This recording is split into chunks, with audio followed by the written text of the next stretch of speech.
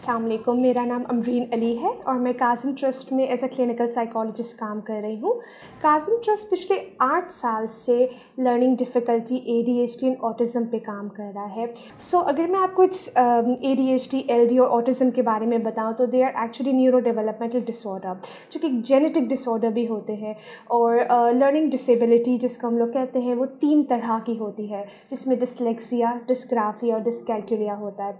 Dyslexia में ये होता है कि बच्चे को चीज़ें समझ नहीं आ रही होती है, वो कॉम्प्रहेंड नहीं कर पा रहा होता है, रीड नहीं कर पा रहा होता है। जैसे उसके सामने लिखा है, जैसे बहुत बेसिक सी चीज़ है कि मैंने आपको एप्पल बोला, आपके माइंड में एक एप्पल बन गया, उनके माइंड में वो एप्पल बन ही नहीं पा रहा है, वो कॉम्प्रहेंड नहीं कर पा रहा है, रीड ही नहीं कर पा रहा है। So this is dyslexia. Dysgraphia में बच्चे को ये प्रॉब्लम होती है कि बच्चे को लिखने का इशू होता है। बच्चा सब कुछ सुन रहा होता है, समझ रहा होता है, रीड भी कर देता है, बट लिखने में इनको बहुत मैसी सी राइटिंग होती है। टीचर अक्सर परेशान होते हैं कि मैं इसको कैसे पढूं। एंड डिसकैल्कुलिया में बच्चा बाकी सारी चीज़ों में बहुत बेहतरीन होता है, बट मैथमेटिकल कैलकुलेशंस के क्या टाइम हो रहा है, कितने पैसे देने हैं, मनी कॉन्सेप्ट, वो सारी चीज़ों में इनको प्रॉब्लम हो रहा होता है। ये चीज़ें, ये डिसऑर्डर्स कोमॉर्बिडिटी में मतलब एक साथ भी आ सकती है। जैसे एक बच्चे को डिसलेक्सिया और डिसकैल्कुलिया साथ भी हो सकता है।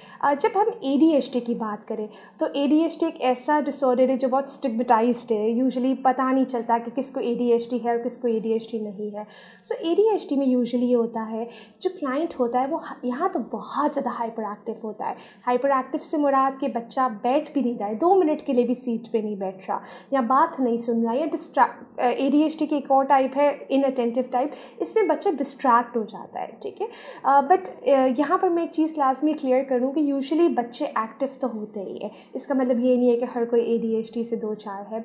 अगर उनकी हाइपर एक्टिविटी या इनअटेंटिवनेस, जिसमें बच्चा फोकस, ध्यान नहीं दे पा रहा है, वो इस हद तक है कि रोज़मर्रा की ज़िंदगी के काम अफेक्ट हो रहे हैं, तो फिर उसको लाजमी स्क्रीनिंग के लिए, प्रॉपर असेसमेंट के लिए लाना चाहिए। ADHD, लर्निंग डिफ़िकल्टी, ऑटिज़म, ये सिर्फ बच्चों में नहीं बल्कि अडल्ट में भी पाया जाता है, बिकॉज एक न्यूरो डेवलपमेंटल डिसऑर्डर है, तो पूरी ज़िंदगी आपके साथ रहते हैं। पर थेरेपी से ये हो जाता है कि उनको वो मैनेजेबल हो जाते हैं, उनको पता होता है कि ठीक है, मेरे में ये इशू है, मैं इसको कैसे मैनेज करूँ। इट्स बेटर कि लोगों को ये चीज़ पता चले। बट क्योंकि ये न्यूरो डेवलपमेंटल डिसऑर्डर एक मेंटल हेल्थ के जॉनरा में आता है, तो मेंटल हेल्थ इज स्टिग्मेटाइज्ड। लोगों को यूजुअली, हम काज़िम ट्रस्ट की अगर मैं स्पेसिफिकली बात करूँ तो यहाँ पर जो पेरेंट्स हैं वो अपनी इमीडिएट फैमिली और एक्सटेंडेड फैमिली से झूठ बोल के भी कभी कभी आ रहे होते हैं कि हम ट्यूशन में जा रहे हैं, हम थेरेपीज़ नहीं करवा रहे, क्योंकि वरना एक स्टिग्मा ज्वाइन हो जाता है कि क्या आपका बच्चा पागल है। और हमारी कोशिश यही है कि हम इस स्टिग्मा को दूर करें कि पागल बच्चे नहीं हैं, ये बच्चे पागल नहीं हैं, they have all the qualities. Even ADHDs are very creative, they can be amazing entrepreneur, they have amazing business mind. तो ये लोग बहुत क्रिएटिव है। ऑल वी नीड इस उनको थोड़ा सा इन्वायरमेंट देना है जिसमें वो लोग ग्रो कर सकें। अडल्ट ADHD एंड चाइल्डहुड, बच्चों में जो ADHD पाया जाता है, इसके सिम्टम्स थोड़े से डिफरेंट हो जाते हैं। बच्चों में यूजुअली क्या होता है, बच्चे कुर्सी पे नहीं बैठते, बच्चे फोकस नहीं कर पा रहे, डिस्ट्रैक्ट हो रहे, इंस्ट्रक्शन नहीं सुन रहे, जिसकी वजह से एकेडमिक परफॉर्मेंस इनकी कम हो जाती है, ग्रेड्स कम हो जाते हैं, बच्चे डिसीजन नहीं ले पाते हैं, बच्चे इम्पल्सिव होते हैं, जज्बाती होते हैं, क्वेश्चन ख़त्म हुआ नहीं, इनका आंसर सामने होता है, ठीक है। बच्चे चाइल्ड ADHD में ये चीज़ें पाई जाती है। अडल्ट ADHD में सिम्टम्स थोड़े डिफरेंट होते हैं। उसमें ये होता है कि जो अडल्ट होते हैं उनकी जॉब स्विचिंग बहुत रैपिडली होती है। वो एक जॉब में उनको ऐसा लगता है कि they are not happy.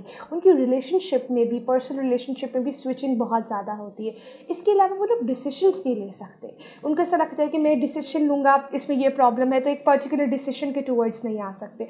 Focus वो भी नहीं कर सकते काम में। स्पेसिफिकली अगर मैं जॉब गोइंग ADHDs की बात करूँ तो आई हैड अ क्लाइंट जिसने मुझे बताया था कि अगर मैं क्यूबिकल्स में अगर ज़रा सी भी इधर उधर आवाज़ हो गई तो उसको वापस से पूरा इसकी जो ट्रेन ऑफ थॉट्स होती है वो डिस्ट्रैक्ट हो जाती है, पर वापस से इसको सोचना पड़ता है। तो इस टाइप की उनमें इनअटेंटिवनेस के सिम्टम्स होते हैं। एंड पाकिस्तान की बात की जाए तो तकरीबन 2.49 of the whole population of Pakistan is going through ADHD and 10% of the whole population is going through learning disability. But then again, चूँकि अवेयरनेस कम है तो आई एम श्योर कि इससे बहुत ज़्यादा परसेंटेज होगी, बट बिकॉज अवेयरनेस कम है तो इतने लोग are actually seen in that genre. So to manage ADHD and learning disability हम लोग कुछ थेरेपीज़ के इस्तेमाल करते हैं। जैसे फॉर एग्जांपल अगर मैं स्पेसिफिकली ADHD की बात करूँ तो ADHD में बिहेवियर इश्यूज़ बहुत ज़्यादा आते हैं। बच्चा बैठ नहीं रहा है, बच्चा बात नहीं सुन रहा है, बच्चा इम्पल्सिव है, फोकस नहीं कर पा रहा, हाइपर एक्टिव है, तो उसके लिए हम लोग बिहेवियर थेरेपी इस्तेमाल करते हैं जो कि क्लिनिकल साइकोलॉजिस्ट उस पर एडमिनिस्टर करते हैं। उसमें बच्चों की डिस्ट्रैक्टेडनेस, इनअटेंटिवनेस, फोकस नहीं कर पाते, स्केड्यूलिंग, इन सब की चीज़ों पे हम लोग काम करते through different therapy. Play therapy हो गई, applied behaviour analysis, ABA therapy होती है। कुछ इमोशनल, क्योंकि ADHD में इमोशनल रेगुलेशन के भी काफ़ी सारे इश्यूज आते हैं, इनको इमोशंस को रिकॉग्नाइज करने में बहुत प्रॉब्लम होती है, तो हम लोग cognitive behaviour therapy that is CBT भी यूज़ करते हैं। और इसके साथ काफ़ी सारी इक्लेक्टिक अप्रोच, मतलब सारी थेरेपीज़ मेजरली जो बच्चे पे काम करती है वो हम इस्तेमाल करते हैं। जहाँ तक बात आती है एकेडमिक इश्यूज़ के, LD है या ADHD बच्चा है जिसके एकेडमिक इश्यूज़ बहुत ज़्यादा आ रहे हैं, उसके लिए हम लोग रिमीडियल थेरेपी यूज़ करते हैं जो कि स्पेसिफिकली रिमीडियल थेरेपिस्ट ट्रेंड होती है। इसके अलावा अगर बच्चा स्पीच उसकी डिलेड है तो speech therapist use different ways to make sure that the speech is very good and fluent. इसके अलावा ऑक्यूपेशनल थेरेपी जो कि रोज़मर्रा की ज़िंदगी में जो काम हो रहे होते हैं अगर वो बच्चे नहीं कर पाए तो उनके लिए यूज़ होती है। एंड लास्टली पेरेंटल काउंसलिंग जो कि हम लोग बहुत ज़्यादा इस्तेमाल करते हैं। एक्चुअली ADHD 8 इयर्स के बाद और लर्निंग डिसेबिलिटी 8 इयर्स के बाद ही स्क्रीन प्रॉपरली हो सकती है, असिस्ट प्रॉपरली हो सकती है। बट स्क्रीन जो सिम्टम्स होते हैं ना वो तो बचपन से ही आ जाता है।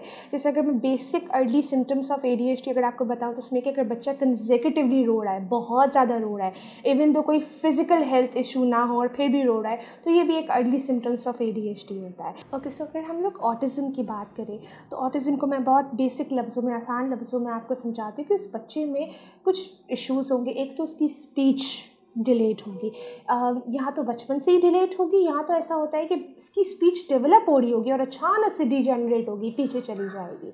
इसके अलावा कम्युनिकेशन के इशू होंगे बच्चों यहाँ तो कम्युनिकेट प्रॉपरली कर नहीं पाएंगे, या तो नॉन वर्बल जेस्चर्स होते हैं ना उनको समझ नहीं पाएंगे।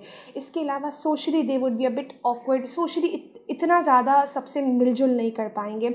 उनको कंसिस्टेंसी चाहिए कि फॉर एग्जांपल अगर मैं एक सॉक्स पहनता हूँ तो मैं रोज़ वही सॉक्स पहनूंगा, या अगर कलर्स ऐसे परे हैं तो कलर्स ऐसे ही होने चाहिए, अगर कलर इधर उधर होंगे तो they would make sure they would make a line out of it. Repetitive या तो वर्ड कोई होगा या तो रेपिटेटिव कोई बिहेवियर होगा जो वो बहुत ज़्यादा लाजमी कर रहे होंगे। So it's better early intervention is always better. जितना जल्दी आप लोग आएंगे उतना जल्दी थेरेपी स्टार्ट होगी, उतना जल्दी बच्चे मैनेज हो सकेंगे। Thank you.